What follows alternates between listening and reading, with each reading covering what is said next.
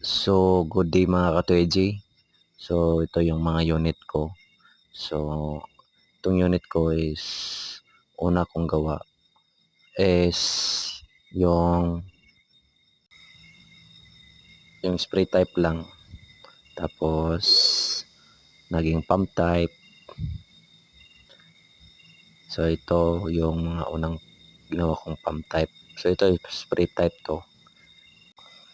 Mga spray type, kani pump type.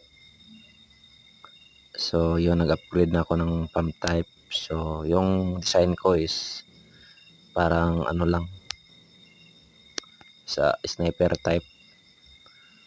So, talagang pagsisikapin mo yung paggawa.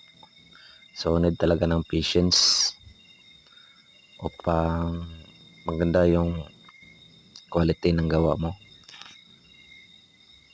So, una talaga kong gawa is yung spray type hanggang sa naging butin type na ako ngayon. At nakabuo na din ako ng ER15 design.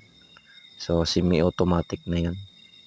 So, itong mga gawa ko, so 1 year ago na to. So, 1 year na po akong gumagawa ng PVC toy gun. So, sa nakikita nyo naman, yung mga gawa ko nung una is spray type at pump type. So, di pa gaano kaganda. So, naggawa din ako ng mga wood bat. Pero, simpleng wood bat lang.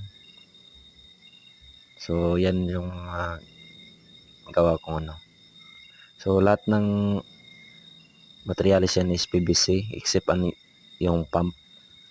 Pero kung butin type na, yan butin type. All PVC na yan.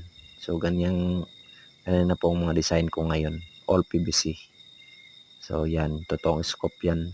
Malaking